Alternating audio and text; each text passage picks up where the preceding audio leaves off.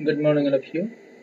So that is our second video जिसमें हम लोग डिस्कस करेंगे हमारे क्लास 10th के लेसन नंबर 2 या यूँ कहें कि लेसन नंबर 2 नहीं पोएम नंबर 2 जिसका नाम है फायर एंड आइस। और इस वीडियो में हम लोग डिस्कस करेंगे कुछ इस तरीके से जिससे कि आज के बाद फायर एंड आइस को किसी भी क्वेश्चन आंसर के लिए पढ़ने की जरूरत ना पड़े। फायर एंड आइस एक सिंबॉलिकल पोएम है या फिर यूँ कहें कि एक फिलॉसफी भी डील करती है, तो फिलोसफिकल पोएम भी है।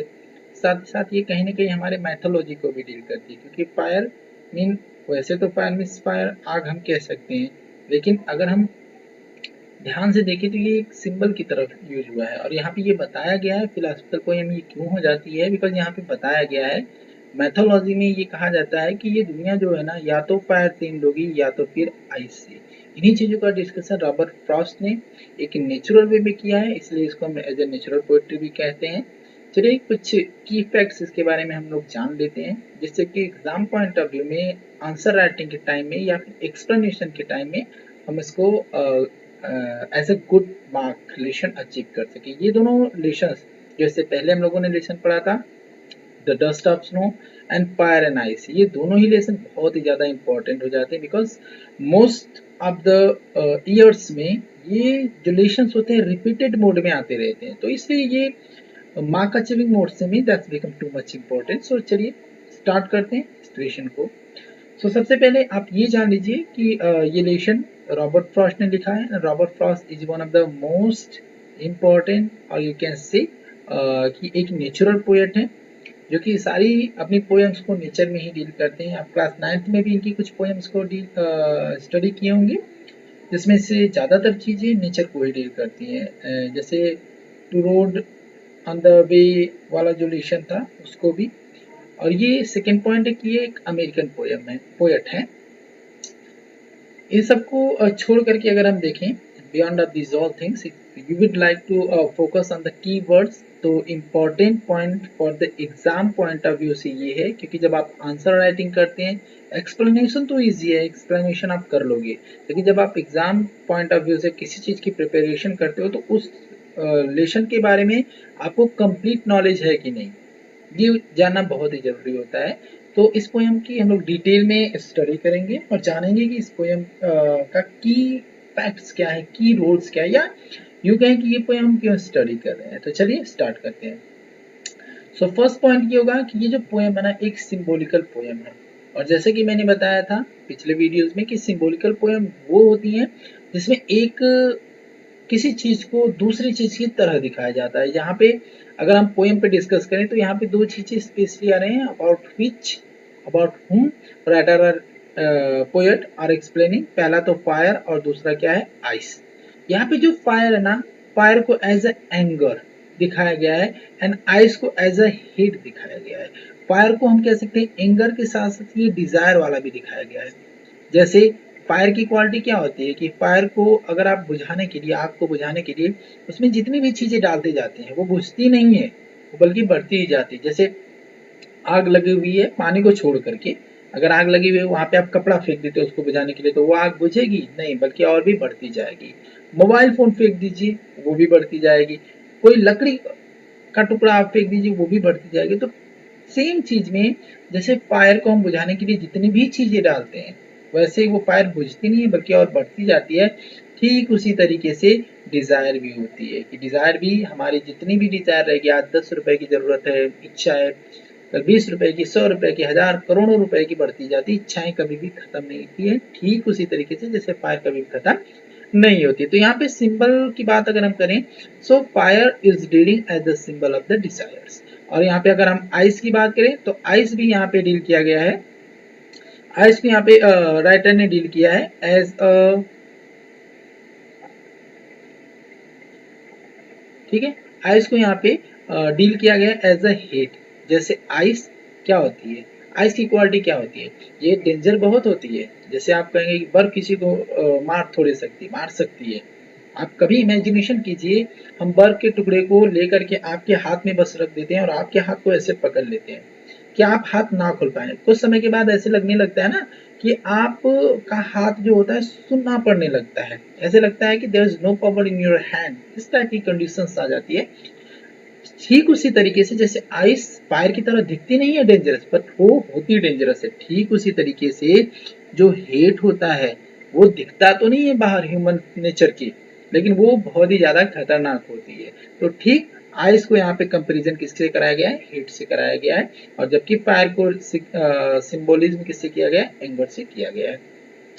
तो इन शॉर्ट हम कह सकते हैं ये पोएम सिंबोलिज्म को डील करती है, तो हम कह सकते हैं कि fire and ice is a symbolical poem. First point हम राइट डाउन कर सकते हैं कि इज अ सिंबॉलिकल पोएम, ठीक है, सिंबॉलिकल पोएम, सिंबॉलिकल पोएम, ठीक है। सेकेंड पॉइंट हम देखें तो ये फिलोसफी को भी डील करती है, that is also a philosophical poem, because क्यों, क्योंकि ये बताती है पोएम, कहीं ना कहीं बताती है how the world will and, how the world will in, ये दुनिया खत्म कैसे होगी। तो फर्स्ट रीजन, फर्स्ट स्टार्टिंग के 4 स्टेंजाज में पोएट ने बताने की कोशिश की है that will and by the fire, आग से एंड होगी या फायर से। And in the second stanza वो कहते हैं कि अगर ये मान लेते हैं दोबारा से खत्म हो रही है तो उसका रीजन क्या होगा, आइस, ठीक है। तो ये कहीं ना कहीं फिलोसफी का ही एक मूड है, फिलोसफी का डिक्लेरेटिव मोड में राइटर कहता है, पोएट कहता है, so that's why we can say also that is a philosophical poem. And third point की अगर हम बात करें, सो थर्ड पॉइंट में हम ये कह सकते हैं कि ये कहीं ना कहीं फिलोसफी और उसके साथ में सिंबोलिज्म एंड फिलोसफी के साथ में कहीं ना कहीं ये माइथोलॉजी को भी डील करती है। माइथोलॉजी मतलब कि पौराणिक चीजें, क्यों, देखिए पुराण में हमारे बताया गया है कि दुनिया, जैसे इससे पहले अगर आप जाएंगे पिछले युगों में, तो दुनिया का अंत होने का रीजन क्या रहा है, वाटर रहा है, पानी रहा है। And water is also a substance of the ice, बर्फ का एक पार्ट कह सकते हो रहा है। तो दुनिया में हमने अपने मैथोलॉजी में हम पढ़ चुके हैं कि दुनिया कैसे खत्म हुई है, बाय द वाटर फिनिश हुई है, तो वहां पे आइस कहीं ना कहीं डील होता है। कहीं ना कहीं फायर भी हम देखते हैं कि that become out of control, तो वहां से भी दुनिया खत्म हो जाती है, हो सकती है। सो कहीं ना कहीं एक मैथोलॉजी को दिखाया गया है।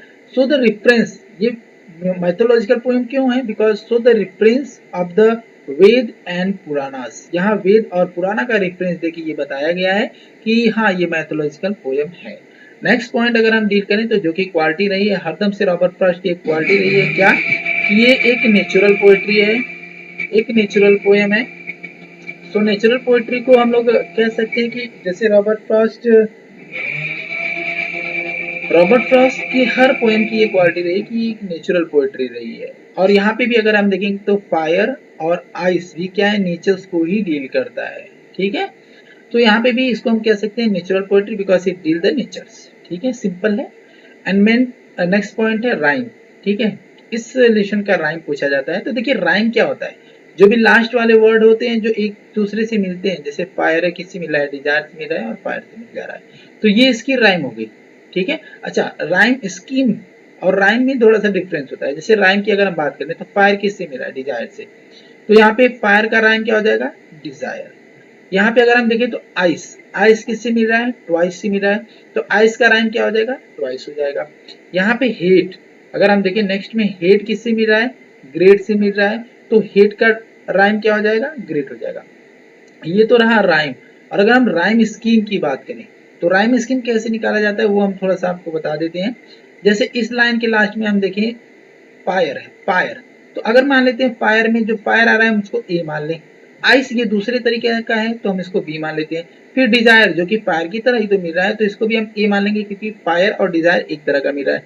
नेक्स्ट है फायर, तो हम भी फिर से कह सकते हैं फायर। तो अगर हम स्टार्टिंग की इन 4 लाइंस को देखिए तो इनकी राइम स्कीम क्या होगी, ए बी ए बी, तो इनकी क्या होगी लाइन, ए बी होगी। और अगली लाइन को हम देखें तो जैसे ट्वाइस, जो आइस था उसको हमने बी मान रखा था तो ट्वाइस भी तो उसी की तरह मिला है तो इसको भी हम क्या मानेंगे, बी मानेंगे। हेट, हेट को हम क्या मान लेंगे, सी मान सकते हैं क्योंकि यहाँ पे कहीं पे भी हेट जैसा साउंड नहीं आया ऊपर, तो हम मान सकते हैं कि ये सी होगा, तो बी ट्वाइस सी हो गया। फिर ट्वाइस और आइस एक तरह की मिले तो इसको हम बी मान सकते हैं। ग्रेट और हेट एक तरीके का मिल रहा है तो हेट और ग्रेट को हम, चूंकि हेट को हम सी माने तो ग्रेट को भी क्या मानेंगे, सी मानेंगे। उसके बाद सफाइस, अब देखिए ये सफिस नहीं है, कुछ लोग इसको सफिस पढ़ते हैं, लेकिन आप अगर राइम स्कीम के अकॉर्डिंग देखेंगे तो देखिए ट्वाइस, आइस और सफाइस ये एक तरीका मिलेगा। आप सफिस कह सकते हैं, सफिस, लेकिन ये आइस से सफिस इसका राइम मिक्सअप नहीं होगा। तो that's one is the quality of poet, कि हाँ वो साउंड को भी मिक्सअप करते हैं, साउंड को भी एक डिफरेंट मोड दे सकते हैं। तो आइस के अकॉर्डिंग ये सफाइस हो जाएगा। तो यहाँ पे भी क्या होगा, सी ही होगा। सॉरी, हम अगर आइस को बी मान रहे हैं तो सफाइस को भी क्या मानना पड़ेगा, बी ही मानना पड़ेगा। तो ये लास्ट की जो 5 लाइन्स है इसका राइम स्कीम क्या होगा, B C B C B, B C B C B, ये हो जाएगा राइम स्कीम। ये रही कुछ इंपॉर्टेंट बातें जो कि आपको ध्यान देनी चाहिए, क्योंकि ये एग्जाम पॉइंट ऑफ व्यू में पूछेगा। ऐसे पूछ सकता है कि how you can say that is a symbolical poem, how you can say that is a philosophical poem, how you can say that is a mythological poem, and how you can say that is a natural poetry, what will be the rhyme and the rhyme scheme of the poem। तो ये चीजें आपको जानना बहुत ही ज्यादा जरूरी है। एक बार हम थोड़ा सा शॉर्ट में चीजों को हाईलाइट करके आपको बता देते हैं कि क्या है। तो पहला तो आप जान लीजिए कि fire and ice is a symbolical poem, that is a philosophical poem also, and sometimes it deals the mythology of the Ved and Purans, and that is a natural poetry because it deals the natures, and rhyme of the poem is the fire desire, ice twice, hate and great। और rhyme scheme की बात करें तो A B A A B C B C B, ये चीजें हमको इसके बारे में जानना चाहिए। चलते हैं नेक्स्ट स्लाइड पे, कुछ और इन्फॉर्मेशन गैदर करते हैं। अगर हम बैकग्राउंड की बात करें या फिर इंफॉर्मेशन की बात करें तो बस उतनी ही चीजें रही। अब हम चलते हैं एक्सप्लेनेशन की ओर, जो कि काफी कूल इसका एक्सप्लेनेशन रहने वाला है, and we will learn a lot of things by the explanation of this relations. और एक्सप्लेनेशन के लिए आप लोग थोड़ा सा केयरफुली उस पर ध्यान दीजिएगा। फायर एंड आइस, देखिए फायर एंड आइस, ठीक है। अच्छा यहाँ पे देख लीजिए थोड़ा सा, मैंने figurative meanings and literal meaning दोनों यहाँ पे लिख दिए। फिगरेटिव मीनिंग क्या, फिगरेटिव मीनिंग हम लोग कहते हैं ना कि अगर किसी भी पोएम को आप फिगरेटिव मीनिंग्स के बिना पढ़ते हैं तो समझ लीजिए पोएम का बस आप 30% पार्ट ही पढ़ रहे हैं। मेन जो इसका एसेस होता है, मेन जो उसका पर्पस होता है, वो कभी भी कोई रीडर समझ ही नहीं सकता अगर वो फिगरेटिव मीनिंग को नहीं समझेगा। जैसे कि वर्ड, अगर हम इस पोएम में देखें तो वर्ड आया है, तो वर्ड मीन्स तो वैसे तो दुनिया होती है, हम सभी लोग जानते हैं। Word mean a thing where we live, place where we live, ये तो सब लोग जानते हैं। लेकिन यहाँ पे वर्ड का मतलब ना समटाइम ये लाइफ्स को डील करता है, कि वर्ड का मतलब क्या होगा, लाइफ, ठीक है। वो कैसे होगा, हम लोग पोएम को रीड करेंगे तो उसका फिगरेटिव एंड लिटरल दोनों मीनिंग्स देखेंगे। आइस का मतलब, तो आइस में तो आप बोलेंगे that is a thing which is made by the waters, लेकिन हम कहेंगे आइस मीन बर्फ, आप कह सकते हो समटाइम। लेकिन यहाँ पे आइस का मतलब ना हेट से दिखाया गया है, या फिर आइस का मतलब यहाँ पे दिखाया गया है, okay sometime that is wrong, fire, ठीक है, आइस मीन्स हीट यहाँ पे दिखाया गया। तो आइस का फिगरेटिव मीनिंग क्या होगा, हीट, जबकि हीट आइस मीन्स नहीं होता है, लेकिन यहाँ पे इसका फिगरेटिव मीनिंग क्या हो रहा है, हीट ही हो रहा है। फायर, फायर का फिगरेटिव मीनिंग क्या है, यहाँ पे डिजायर है, जिसकी हम इच्छा कह सकते हैं। आइस मीन्स हीट होता है, जिसका हम घृणा कह सकते हैं। हिंदी में भी हमने लिखने की कोशिश की है। वर्ड मीन्स लाइफ, वर्ड जहाँ पे भी आएगा हम समझेंगे जब अगर हमको फिगरेटिव मीनिंग निकालना है तो जीवन होता है, लाइफ होता है, दैट्स फाइन। अगर हम लिटरल मीनिंग की बात करें तो कुछ इंपॉर्टेंट वर्ड है, अगर आप उसके लिटरल मीनिंग को भी नहीं जानेंगे तो प्रॉब्लम हो सकती है। जैसे टेस्टेड, टेस्टेड मतलब कि लगना, फेल्ड करना, मुझे लग रहा है ऐसा, तो हम कहेंगे I tasted, I have tested, आया है वर्ड इसे किसी में, है ना, आई हैव टेस्टेड, ठीक है। अब डिजायर, मुझे लगता है कि वो डिजायर होगा, ठीक है। तो टेस्टेड का मतलब होता है, वैसे तो स्वाद होता है, लेकिन यहाँ पे सीम मतलब कि फील हो रहा है, मुझे लग रहा है, अनुभव हो रहा है, तो वो हो जाएगा। पेरिस, पेरिस का मतलब होता है ट्वाइस, दो बार, ठीक है। सॉरी, ट्वाइस का मतलब होता है अगेन, दूसरी बार, और पेरिस का मतलब होता है फिनिश होना, खत्म होना, ठीक है। डिस्ट्रक्शन का मतलब होता है तबाही, पूरी तरीके से विनाश हो जाना, खत्म हो जाना। ग्रेट रीजन, ग्रेट का मतलब होता है मेन, वैसे तो ग्रेट का मतलब होता है महान, लेकिन यहाँ पे मेन रीजन, सबसे बड़ा रीजन क्या होगा, वो होगा। सफिस, जो कि शॉर्ट फॉर्म है सफिस का, जो कि कहीं ना कहीं रॉबर्ट फ्रॉस्ट की क्वालिटी भी है। जैसे पिछले लेसन में मैंने पढ़ा था र्यूड, र्यूड क्या था, र्यूंड का शॉर्ट फॉर्म था, वैसे ही सफिस किसका शॉर्ट फॉर्म है, सफिशिएंट मतलब पर्याप्त का शॉर्ट फॉर्म। तो यहाँ पे कुछ मीनिंग्स है जिनको हम लोग देखते रहेंगे, और साथ ही साथ हम लोग एक्सप्लेनेशन पे भी ध्यान देते रहेंगे। तो मैं थोड़ा सा कलर चेंज कर लेता हूँ यहाँ पे, जो कि हमारे लिए बेटर होगा, ठीक है। रेड कलर में ले लेते हैं, ठीक है। देखिए पहले तो ये एक समझ लीजिए कि the whole poem is running only in 3 lines, ठीक है। पहली लाइन यहाँ से यहाँ तक है, ठीक है, फुल स्टॉप यहाँ पे है, दूसरा यहाँ पे है, and third line is here. तो 3 लाइन की पूरी पोएम से है, ठीक है। चलिए, सम से the world will in fire, ठीक है। कुछ लोग कहते हैं, सम से the world will in fire, कुछ लोग कहते हैं, सम कुछ लोग कहते हैं द वर्ल्ड विल एंड, खत्म होगा, इन फायर, ये दुनिया किससे खत्म होगी? फायर से खत्म होगी, ठीक है। सम से इन आइस, और कुछ लोग कहते हैं कि बर्फ से खत्म होगी। कह रहा है कि from what I have tested, कह रहा है कि फ्रॉम व्हाट, किससे खत्म होगी मुझे नहीं पता। फ्रॉम व्हाट, किससे खत्म होगी मुझे नहीं पता। आई हैव टेस्टेड, लेकिन ये मुझे लगता है, ऑफ डिजायर, ये डिजायर से खत्म होगी, इच्छा से खत्म होगी, लोगों की लालच से खत्म होगी। अब आगे अगली लाइन में वो सपोर्ट करता है कि कैसे उसको लगता है कि ये डिजायर मतलब इच्छा, लालच से लोगों की खत्म होगी। कह रहा है कि आई होल्ड विथ दोज, मैं उनके साथ जाऊंगा, हु फेवर्स फायर, जो कि फेवर करते हैं कि फायर से, मतलब कि फेवर मतलब कि जो मानते हैं कि दुनिया किससे खत्म होगी? फायर से खत्म होगी, इसलिए मैं उनके साथ जाना चाहूंगा। देखिए इनडायरेक्टली राइटर ने, पोएट ने ये बताने की कोशिश की है कि फायर और डिजायर एक ही चीज है। क्यों? क्योंकि उसने कहा कि मुझे नहीं पता ये कैसे खत्म होगी, लेकिन मुझे लगता है कि ये डिजायर से खत्म होगी और मैं उनके साथ जाना चाहूंगा जो कि कह रहे हैं कि ये फायर से खत्म होगी। तो फायर और डिजायर कहीं ना कहीं एक ही चीज को यहाँ पे डील कराया गया है। तो यहाँ पे हम कह रहे हैं सिंबॉलिकल मीनिंग फायर का क्या है? डिजायर है, ठीक है। एक बार हम फिर से इसको रिवाइज करते हैं। सम से the world will and in fire, कुछ लोग कहते हैं कि दुनिया कैसे खत्म होगी? फायर से खत्म होगी। सम से द आइस, कुछ लोग कहते हैं कि ये बर्फ से खत्म होगी। फ्रॉम व्हाट, किससे खत्म होगी मुझे नहीं पता। अगर यहाँ पे कॉमा होता तो that become better to explain everything in clear mode. From what, ये किससे खत्म होगी मुझे नहीं पता किससे खत्म होगी। आई हैव टेस्टेड, लेकिन मुझे ये लगता है। टेस्ट का मतलब, टेस्ट वो खाने वाला ही होता है, पर अगर हम उसका फिगरेटिव मीनिंग देखें तो टेस्ट का मतलब होता है बेटा सीन, लगना। आई हैव टेस्टेड, मुझे ऐसा लगता है, ऑफ डिजायर, ये किससे खत्म होगी? दुनिया डिजायर से खत्म होगी। I hold with those, hold मतलब कि जाना, ठीक है। मैं उनके साथ जाना चाहूंगा, विथ दोज, उनके साथ जाना चाहूंगा, वो फेवर्स फायर की, जो कहते हैं कि हाँ फायर से खत्म होगी, मतलब ये फायर डिजायर वाला होगा जिससे दुनिया खत्म होगी। फर्स्ट टाइम में तो राइटर ने मान लिया है कि ये फायर जो कि डिजायर है उससे दुनिया खत्म होगी, ठीक है, मतलब ये फायर से खत्म होगी। गुड। सेकंड में वो कहता है बट इफ, अगर ऐसा हुआ, इट हैड टू परस्यू, ये खत्म हो रहे हैं, परस्यू मतलब कि फिनिश, ठीक है, परस्यू का मतलब क्या होता है? फिनिश, यहाँ पे लिखा गया है परस्यू मीन्स फिनिश।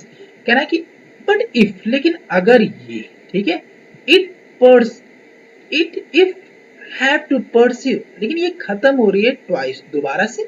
पहली बार तो मैंने मान लिया कि ये किससे खत्म हो रही है? फायर से, लेकिन मैं मानता हूं कि अगर दोबारा से ये खत्म हो रही है, ठीक है, तो ये किससे खत्म होगी? इफ ट्वाइस, अगर दोबारा से ये खत्म हो रही है, आई थिंक, तो मुझे ये लगता है, I know enough to hate, तो वो क्या होगा? I know enough to hate, मुझे ऐसा लगता है कि ये क्या होगा? हेट होगा। पहले तो उसको लगा कि डिजायर होगा, मीन जो कि कहते हो कि एक तरह से फायर है।